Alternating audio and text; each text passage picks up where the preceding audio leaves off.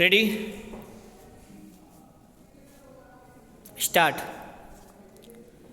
अध्यक्ष महोदय, नशाबंदी के बारे में जो रिपोर्ट सदन के सामने पेश की गई है उस पर मैं भी अपने विचार आपके सामने रखना चाहता हूँ। यह रिपोर्ट 2 भागों में है।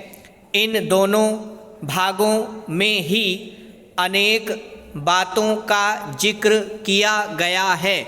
मैं इसके विस्तार में तो नहीं जाना चाहता हूँ, लेकिन कुछ महत्वपूर्ण बातें आपके सामने रखना चाहता हूँ।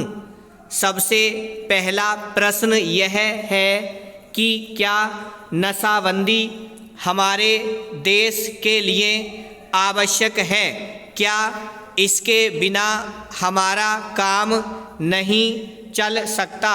मैं समझता हूँ कि हमारे जैसे गरीब और पिछड़े देश के लिए शराब आवश्यक नहीं है।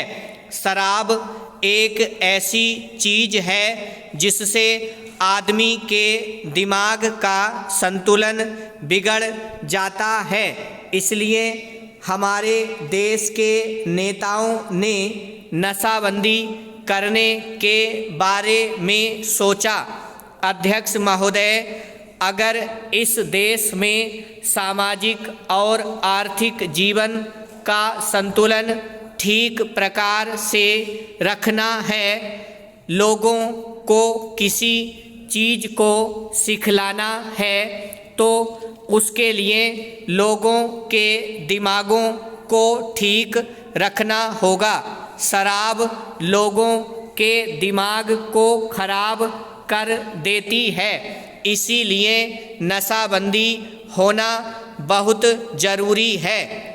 नशाबंदी का प्रचार आज़ादी के पहले और बाद में भी किया गया था। यदि हम अपनी धार्मिक पुस्तकों को देखें, जिसमें हिंदू धर्म के वेद, मुसलमानों की पवित्र कुरान, ईसाइयों की बाइबिल तथा सिखों के ग्रंथ साहब मुख्य हैं। इनमें से किसी पुस्तक में भी यह नहीं कहा गया है कि आदमी शराब पिए। प्रत्येक धर्म में भी सभी स्थानों पर इसका खंडन किया गया है। सभी महापुरुषों ने इस बात का खंडन किया है और कहा है कि नशा आदमी के लिए कोई अच्छी चीज़ नहीं है और इसलिए इसका उपयोग नहीं करना चाहिए। मैं आपका तथा इस सदन का ध्यान दिलाना चाहता हूँ कि जहाँ जहाँ भी इसमें ढील दी गई या जहाँ नशाबंदी नहीं है, वहाँ हालत पहले से खराब ही हुई है। शराब से कई प्रकार की हानियाँ होती हैं। इससे आर्थिक हानि तो होती ही है, इसके अलावा समाज में अपराध भी बढ़ जाते हैं। इसके शिकार गरीब, मजदूर और हरिजन लोग होते हैं। अगर इनको शराब की आदत पड़ जाती है तो वे कितना भी पैसा कमाते हैं, सारा शराब में खर्च कर देते हैं। शराब में वे अपने परिवार को भूल जाते हैं। परिवार पर वे तरह तरह से जुल्म भी करते हैं। अध्यक्ष महोदय, इस संबंध में मेरा विनम्र निवेदन है कि सरकार को भी नशाबंदी लागू करना चाहिए, जिससे समाज में जुल्म ज्यादतियाँ न बढ़ें। यदि सरकार ने इस ओर ध्यान नहीं दिया तो काफ़ी परेशानियों का सामना लोगों को करना पड़ेगा।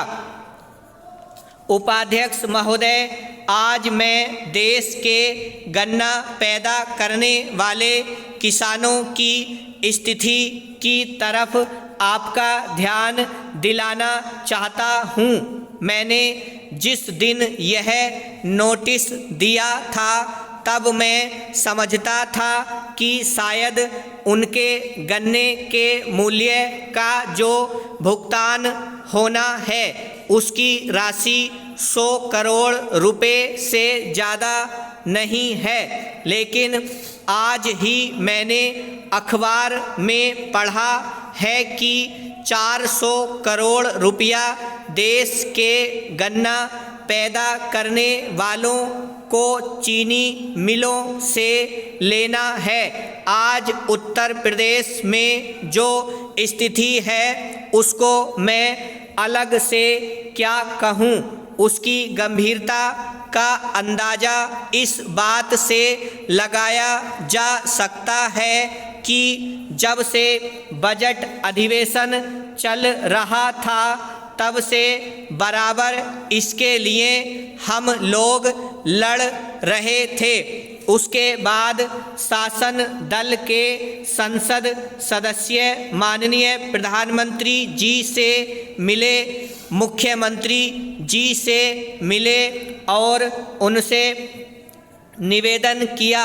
उन्होंने आश्वासन भी दिया, लेकिन आज तक उसमें कोई कार्यवाही नहीं हुई। मेरी जानकारी के अनुसार उत्तर प्रदेश के मुख्यमंत्री इस सिलसिले में 10 दिन में एक बार दिल्ली ज़रूर आते हैं, लेकिन अभी तक उत्तर प्रदेश के गन्ना किसानों को कुछ नहीं मिला।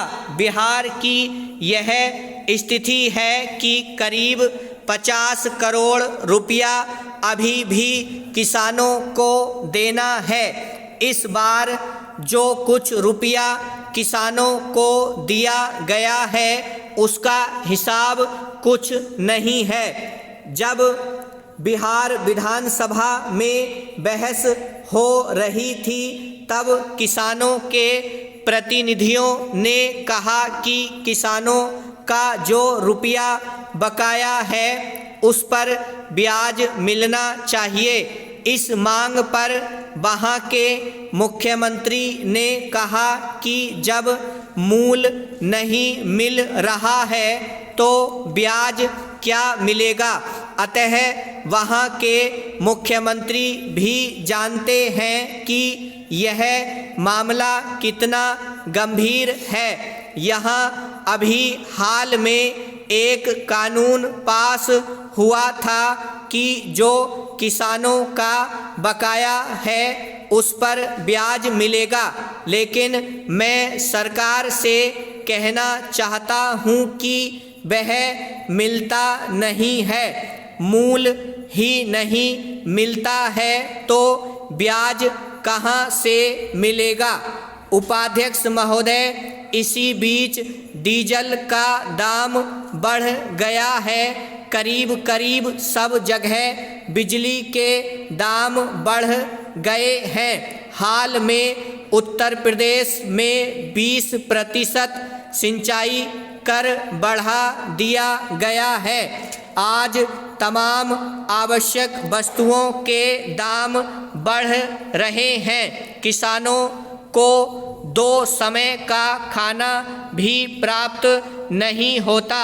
गरीबी के कारण वे अच्छे बीज और अच्छी खाद भी नहीं खरीद सकते हैं। अतः हम कैसे उम्मीद कर सकते हैं कि किसान अच्छी फसल उत्पादन करे यदि सरकार उन्हें अच्छा बीज, अच्छा खाद मुहैया कराएगी तो वे निश्चित रूप से अच्छी फसल के लिए ध्यान देंगे। ब्रह्म।